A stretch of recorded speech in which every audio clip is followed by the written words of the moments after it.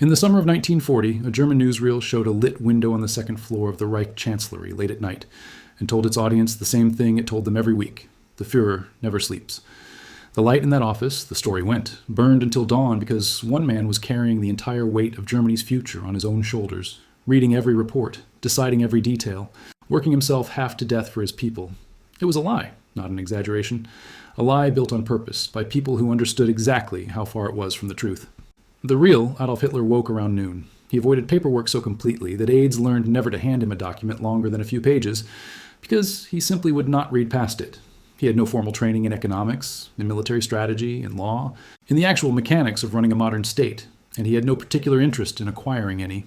What he had was a small number of men who did the work in his name, who built the myth of the tireless genius around a man who mostly wanted to sleep late, watch films, and sketch buildings he would never build. It took him more than 15 years to assemble that team, and the story of how 5 very different men clawed their way into the empty space at the center of Adolf Hitler's attention, what they built for him, what they did to earn their place, and how each of them was made to answer for it in the end, is the story of how the Third Reich actually worked. Around Hitler there were rings, not a single circle.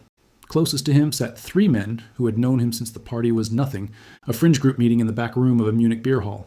Behind them stood a second wave, younger, hungrier, men who arrived only once power was already close enough to touch.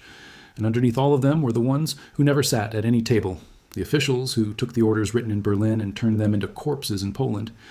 To understand the Third Reich is to understand these tiers, because Hitler himself supplied remarkably little of what actually happened. He supplied the will. Everyone else supplied the machine. Go back to the beginning, to a Germany still reeling from a war it had lost, and none of this looks inevitable. The country's army had been cut down to a fraction of its former size. Former soldiers with nowhere else to go were forming private militias in nearly every city, and the whole nation seemed to be circling a second civil war. Out of that chaos, in Munich, a small group calling itself the National Socialist German Workers' Party chose a swastika as its symbol and started drawing crowds of the unemployed and the humiliated. Hitler was not yet its leader. He was a low-level army employee in his early 30s, one of dozens of early members, a veteran who had spent the war as a lowly corporal and never stopped thinking about revenge for his country's defeat. He wrote his first speeches at a corner table in the back room of that same brewery, because it was the only office he had. What he had, even then, before he had a party worth leading, was an instinct for finding the exact right person to fill a gap he couldn't fill himself. That instinct is the entire reason this story has 5 names in it instead of 1. The first of the inner 3 was a war hero named Herman Göring. In 1922, when he first walked into a Nazi party meeting, Göring was already something Hitler had never been: famous. He'd flown fighter planes in the Great War, shot down more than 20 enemy aircraft, and taken command of the legendary Red Baron's own squadron after its founder was killed. Germany had turned him into a household name, printed his face on postcards, given him its highest military honor. When the war ended and the country's air force was dissolved, that fame was all Göring had left, and he was looking for somewhere to spend it. Hitler, watching from the front row, understood immediately what he'd found. A well-known war hero doesn't just bring a name, he brings other people who trust that name and doors that a paperhanger's son from Austria could never open on his own. Göring had married into Swedish nobility, and his new wife's aristocratic circle became one of the movement's first real sources of money. Within days of joining, he was made commander of the party's street militia, the brown-shirted SA. It nearly ended his career before it started. In November of 1923, Hitler tried to seize power in Munich by force, marching through the city with his followers in what became known as the Beer Hall Putsch. Police opened fire. 16 people died in the street. Göring took a bullet to the groin, and he spent the next 4 years running from a German arrest warrant, living in exile, undergoing surgery after surgery for the wound, and treating the pain with morphine. The addiction that started on an operating table would follow him for the rest of his life. At one point, his own wife had him committed to a Swedish psychiatric hospital, where his file describes a man convinced he was politically finished, prone to violent outbursts, at times suicidal. The war hero had become, in the span of a few years, a washed-up drug addict hiding from the law in another country. He came back anyway. An amnesty let him return to Germany in 1925, and he spent years rebuilding what he'd lost, working the party's social circles instead of its streets, until he finally won a seat in the German parliament in 1928. 4 years later, he was its president. By the time Hitler became chancellor in 1933, Göring was there to collect. No one in the new government accumulated titles the way he did: Minister of Aviation, Master of the German Hunt, and eventually the second highest rank in the entire military. He built Germany's air force from nothing and built the Gestapo, the secret police, as his own personal instrument. When a mysterious fire gutted the German parliament building weeks after Hitler took power, Göring used it as the excuse for a nationwide sweep, arresting thousands of political opponents without trial and opening the first concentration camp within the year. And the entire time, he was getting rich. Industrialists learned that the way to Göring's favor was through gifts, and his office reportedly sent out what amounted to wish lists, telling companies exactly which paintings or jewels the Reich's second most powerful man would like to receive. When German troops occupied Paris in 1940, Göring treated the French capital as a personal hunting ground, arriving in an open car, working his way through the city's museums, and walking away with hundreds of paintings, Matisse and Monet among them, to feed a private collection that eventually filled an entire country estate. He posed for photographs with lion cubs. He designed his own uniforms and changed them constantly. He was, by 1940, one of the most powerful and most ridiculous men in Europe. And for a while, that combination worked. Then it stopped working. Göring had promised Hitler that his air force could win the Battle of Britain in weeks. It couldn't. He'd promised that Germany's economy was ready for a long war. It wasn't. As German fortunes turned on the Eastern Front, the same man who had once been untouchable in Hitler's esteem became the target of jokes behind his back. His drug use spiraling, his weight climbing past 260 pounds. His credibility gone. In the war's final days, believing Hitler was no longer capable of leading, he sent a telegram from southern Germany offering to take over the government himself. Hitler read it as an act of treason and had him stripped of every title he held. None of this happened in a vacuum of mutual respect. Every man in Hitler's orbit despised at least one other man in Hitler's orbit, and Hitler let it happen on purpose. He never built a chain of command with clean lines of authority. He built overlapping fiefdoms with unclear borders and let the men running them claw at each other for his attention. Because a room full of rivals is a room that never unites against the one man standing above all of them. Goebbels, watching Göring's uniforms multiply and his medals pile up, described him in his own private diary as a bloated, vain hedonist playing dress-up in ridiculous costumes. He wasn't wrong. He also wasn't in a position to say so out loud, because the same system that let him mock Göring in private also meant Göring could, and did, undermine him just as easily whenever the opportunity arose. The second man in that inner circle had none of Göring's fame. He had almost nothing at all, which is exactly why he needed Hitler so badly. Joseph Goebbels was born with a deformed foot that left him with a limp for life, a disability that, during the era of the Great War, was a source of deep personal shame for a young man desperate to be seen as a soldier. He wasn't enlisted, and rather than admit it, he told people he'd been wounded in combat. He held a doctorate in literature and dreamed of being a novelist. Publishers rejected him. He spent 9 humiliating months as a low-level bank clerk before quitting. By his late 20s, Joseph Goebbels was a failed writer with a fake war story and no real prospects. And then he found Adolf Hitler, and everything changed. Colleagues who knew him described something close to a romantic devotion in how Goebbels spoke about the man, an emotional dependence so complete that Hitler's approval became the only currency Goebbels ever really wanted. Hitler gave him a nearly impossible assignment: take control of Berlin, a city of 4 million people, nicknamed Red Berlin because the communists effectively owned it. Goebbels arrived to find barely 100 active party members and an empty office. He built a newspaper from nothing and used it exactly the way you'd expect a man drowning in resentment to use it, as a weapon. He sent his followers into communist neighborhoods looking for fights, and when a young Nazi activist was stabbed to death by a communist in 1930, Goebbels turned the funeral into a spectacle, and the dead man into a martyr, milking the tragedy for every ounce of propaganda it could produce. The strategy worked well enough that Hitler made him head of propaganda for the entire party. Once the Nazis held power, propaganda meant something much darker than posters and slogans. Goebbels' ministry decided which books could be published and which would be burned in public bonfires. An actual crime against literature staged a spectacle outside the University of Berlin. He organized the boycott of Jewish-owned businesses within months of Hitler taking office, sent trucks through city streets, broadcasting anti-Jewish slogans, and had cheap radios mass-produced specifically so his message could reach every household in the country, whether they wanted it or not. A woman named Margit, 5 years old at the time and the daughter of a Jewish bookseller in Berlin, would later remember not understanding a word of the politics, but understanding, with total clarity, the fear in her own home every time that radio voice came on. Goebbels reviewed films personally. He reviewed newsreels personally. He staged Hitler's massive 1930s rallies like a Hollywood director, and in a very real sense, that is exactly what he was. Choreographing torchlight processions and stadium-sized crowds specifically for the cameras, presenting Hitler to the German public less like a politician than like a savior. He staged his own family the same way. Goebbels married Magda in 1931 with Hitler standing as a witness at the wedding, and together they had 6 children, every one of their first names beginning with the letter H, a small, deliberate tribute to the man Goebbels considered less a boss than an idol. Every year on Hitler's birthday, the family was filmed on camera reciting a rehearsed message to their father's absent friend, presenting the Goebbels household to the German public as the model Nazi family, warm, devoted, and entirely fictional as a portrait of the man actually running it. His career nearly collapsed anyway, and not because of anything political. In 1936, he began an affair with a young actress, and when his wife Magda threatened to divorce him over it, she went to the one person in Germany with the authority to stop it, Hitler himself, who had served as a witness at their wedding and treated the Goebbels family as the closest thing he had to a family of his own. Hitler ordered the affair ended. Goebbels' influence dipped for a time, disgraced in the eyes of the one man whose opinion he actually cared about. And into that opening stepped a very different kind of newcomer, a young architect who would rise faster than any of them. But before we get to him, there's a third man in that original inner circle, and he is, in some ways, the coldest name on this entire list. Heinrich Himmler did not fit the profile of the men around him. He wasn't a war hero. He wasn't a failed writer nursing a grievance. He was the son of a respected school teacher, raised Catholic, comfortably middle class, trained as an agricultural engineer, a man who tried, at one point, to run a small chicken farm with his wife.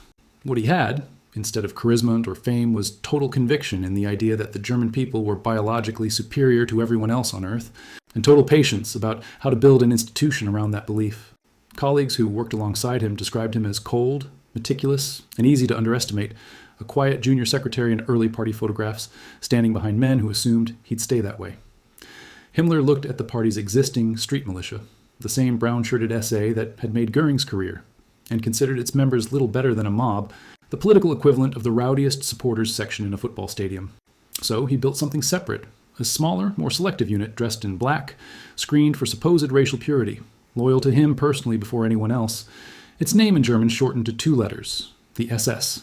For years it stayed in the shadow of the larger militia. That changed in the summer of 1934, when Hitler decided the SA's own leader, Ernst Röhm, had become too popular and too dangerous to tolerate. Himmler's SS carried out the Purge, a night of political murders that eliminated Röhm and his entire senior staff in a single stroke. It cost Himmler nothing in terms of conscience, and it left the SS as the only paramilitary force left standing.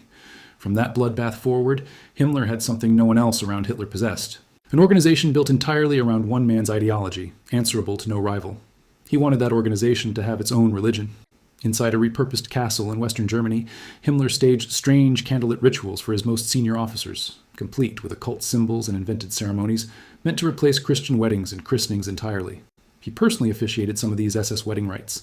Colleagues who studied his private writings later concluded that if the Nazis had actually won the war, Himmler intended to replace the entire German calendar, holidays, baptisms, funerals, even Christmas itself, with a new belief system built around blood, soil, and the supposed destiny of the German race. It sounds almost absurd described plainly, and that is exactly the point. The man running the extermination camps also believed, with complete sincerity, that he was founding a new civilization. What he did with it over the next decade is the darkest chapter in this entire story. Himmler envisioned an SS that would eventually run maternity programs designed to breed what he considered racially superior children. He backed propaganda films that reduced disabled patients to line items on a balance sheet, teaching German audiences to see them as expenses rather than people, laying the groundwork for programs that, by 1939, were already killing the disabled in Germany itself. And when German forces invaded the Soviet Union in 1941, it was Himmler's mobile SS killing squads that began the mass shootings of Jewish civilians across Eastern Europe, operations that would eventually claim more than 1 million lives through gunfire alone. Here is the detail that historians keep returning to, because it says more about the machinery of the Holocaust than almost anything else on record. In August of 1941, Himmler traveled to Minsk to personally witness one of these mass shootings, watching 100 people executed in front of him as a kind of demonstration. According to multiple accounts from people who were there, Himmler nearly fainted at what he saw, not from sympathy for the people being murdered, from the sheer physical strain the killing was placing on his own men, the SS shooters whose mental state he was, by his own account, deeply concerned about. His answer to that problem was not to stop. It was to find a method of murder that spared the shooters the trauma of watching people die in front of them. That search led directly to the gas chamber, a technology introduced not because it could kill more efficiently, but because it let the killers walk away from a locked door instead of a body on the ground. The place Himmler chose to industrialize that method was a small Polish town most of the world had never heard of, Auschwitz. He put a man named Rudolf Höss in charge of it, and Höss is worth pausing on because he represents the entire second tier of people this story is really about. the men who never sat beside Hitler at dinner, who took the ideology built by the inner circle and turned it into daily operational reality. Hoss had killed once before a communist informant, back in the 1920s, and served years in prison for it. Himmler recruited him afterward and moved him steadily up through the camp system until, in 1940, he was handed Auschwitz directly. Under his direction, it grew from a converted Polish army barracks into the largest killing center the Nazi regime ever built, a sprawling industrial complex of factories, farmland, and gas chambers that would eventually take more than 1 million lives. Hoess moved his wife and 5 children into a villa just beside the camp wall, close enough that the garden where his children played sat within sight of the crematorium chimney. He later wrote in his own memoir that the family considered it paradise. Working inside that same camp was a doctor named Joseph Mengele, the son of wealthy industrialists, who used the deportees arriving at Auschwitz as raw material for medical experiments, with a particular focus on twin children, in the name of research he claimed would advance German science. 2 Hungarian sisters, Eva and Miriam, 11 years old when they arrived, were pulled from a selection line the moment an SS officer noticed they were dressed alike and heard the word twins shouted down the platform. 4 members of their family were sent straight to the gas chamber. The girls were kept alive for Mengele's experiments, injected daily with substances they were never told the name of, at one point given, by the doctor's own casual remark, 2 weeks left to live. They survived. Mengele himself was never caught. He lived under false names in South America for more than 3 decades and died a free man in Brazil in 1979 of a stroke while swimming. Back at the top, the 4th man in this story arrived far later than the other 3 and rose faster than any of them. Albert Speer joined the party as a young, unaccomplished architect who had barely built anything at all, and he and Hitler discovered they shared an obsession. Enormous, monumental buildings, the kind of architecture built to make ordinary people feel small in front of state power. Hitler had sketched fantasy buildings like these as a young man himself, never believing he'd ever get the chance to build them. In Speer, he found someone who could turn his own unrealized dream into blueprints. Speer designed the vast parade grounds at Nuremberg where the party staged its rallies for crowds numbering in the hundreds of thousands, and later the plans for what Hitler wanted Berlin itself to become after a German victory. A rebuilt capital renamed Germania, its central dome designed to be 16 times larger than St. Peter's Basilica in Rome, a building that, on paper, would still be the largest structure on Earth today. Tens of thousands of existing apartments were slated for demolition to make room for it, with entire neighborhoods of ordinary Berliners marked for eviction so the fantasy could rise in their place. When German troops occupied Paris, Hitler made a rare trip outside Germany to see the city himself, and Speer stood beside him for the entire tour. Hitler was visibly moved by the Champs-Élysées and the Arc de Triomphe, and told his architect on the spot that he wanted Berlin to have monuments to match, only bigger. It is one of the more unsettling images to come out of the entire occupation. 2 men standing in a conquered city, admiring its architecture, already planning to outdo it with buildings raised on land cleared of its own residents. When the war turned against Germany and its factories began falling behind on weapons production, Hitler handed Speer a job he had no formal training for, running the entire wartime armaments ministry. Somehow it worked. Speer doubled German war production, even as Allied bombing flattened German cities, and part of how he did it has never been in dispute. He leaned on slave labor pulled directly from the concentration camp system. Beneath a forested hill in central Germany, tens of thousands of camp prisoners were forced to build and operate an underground factory carved through miles of tunnel assembling the V-2 rockets meant to terrorize London. Of the prisoners who worked there, roughly a third died from the conditions inside those tunnels. Speer would spend the rest of his life insisting he knew nothing about how brutal that system really was. As the war on the Eastern Front collapsed into catastrophe, with entire German armies surrendering by the tens of thousands, it was Goebbels, not Göring and not Himmler, who Hitler called on to keep the country from losing its will to fight. In February of 1943, in front of a hand-picked audience of 14,000 loyalists and wounded soldiers packed into a Berlin sports arena, Goebbels delivered the performance he would later call the finest of his career. He asked the crowd, again and again, whether they wanted total war, more radical and more complete than anything they could imagine, and the arena roared back the answer he'd written for them before he ever stepped onto the stage. It worked exactly as intended. Conscription age limits were pushed up to 60 and down to 16 within the year, and Goebbels, sensing correctly that the war was probably already lost, seemed to embrace the idea that if Nazism was going to die, it would die as loudly and as completely as possible. By the war's final winter, all 4 of these men, along with Rudolf Höss and every other official who had built a career inside this machine, understood exactly what they had helped create and exactly what would happen to them if the machine ever stopped protecting them. It stopped in the spring of 1945. As Soviet forces closed in on Berlin, the men who had spent 2 decades competing for Hitler's attention made 4 very different choices about how to face the end. Goebbels stayed. He moved his wife and their 6 children into the underground bunker beneath the burning chancellery. And when Hitler killed himself on the 30th of April, he named Goebbels his successor, a title Goebbels held for barely a day before deciding, alongside his wife, that there was no future worth surviving into. They poisoned their 6 children first, then took their own lives. Göring and Himmler chose the opposite path. Both men fled Berlin in the final days, and both, independently, tried to negotiate their own survival with the very Allies closing in to destroy everything they'd built. Göring was captured by American forces in Bavaria in May, still convinced, almost to the point of delusion, that his rank as a Reich Marshal entitled him to an honorable surrender rather than a war crimes docket. Himmler tried something quieter, slipping into a crowd of surrendered German soldiers under a false name and shaved mustache, hoping to disappear entirely. He very nearly succeeded. He was finally identified near Hamburg, and the moment a British doctor moved to search him, Himmler bit down on a hidden cyanide capsule and died within minutes, denying the world any chance to hold him accountable in open court for what historians would later call the largest single act of premeditated mass murder in human history, which left Göring, Speer, and Huss to answer for all of it in a courtroom in front of the entire world. The trial opened in Nuremberg in November of 1945. 24 of the most senior surviving Nazi officials seated in a single dock, charged, for the first time in legal history, with a crime that didn't even have a name before this trial invented one: crimes against humanity. Defendant number 1 was Herman Göring, and by every account of people who were in that courtroom, he arrived combative, off the drugs that had dulled him for years, sharper than he'd been in a decade, and absolutely convinced he could talk his way out of the noose. When the court instructed him to simply answer guilty or not guilty, he tried to deliver a prepared political speech instead, and had to be cut off by the presiding judge before he'd even gotten through his opening line. That confidence didn't survive what came next. Prosecutors screened raw footage filmed by American and Soviet cameramen inside the liberated camps, images no courtroom anywhere had ever shown before, and by every account, Göring looked away from the screen. He understood in that moment that no defense he could construct was going to survive what the entire world was about to watch for itself.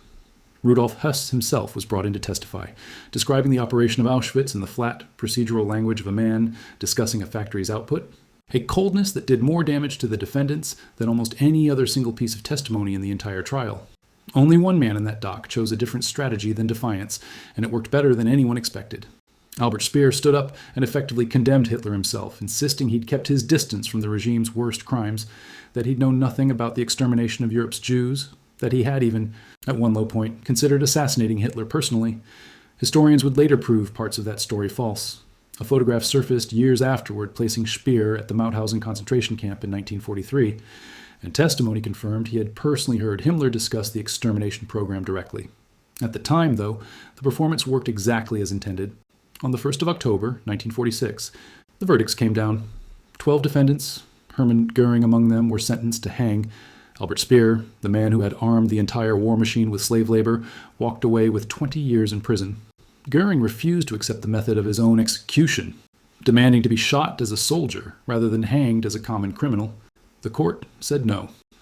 So, hours before the sentence could be carried out, with the help of a guard he'd apparently managed to charm, Göring swallowed a smuggled cyanide capsule in his cell and died on his own terms, reportedly telling someone beforehand that in 50 years, Germans would keep little statuettes of him on their shelves. Rudolf Höss never faced the Nuremberg court at all. Because his crimes had been committed on Polish soil, he was handed over to Polish authorities, tried in Warsaw, and hanged on gallows built at the site of his own crimes, inside the camp he had spent 5 years running. When Speer walked free from Berlin's Spandau prison in 1966, he did something none of the other men in this story ever got the chance to do. He became a celebrity.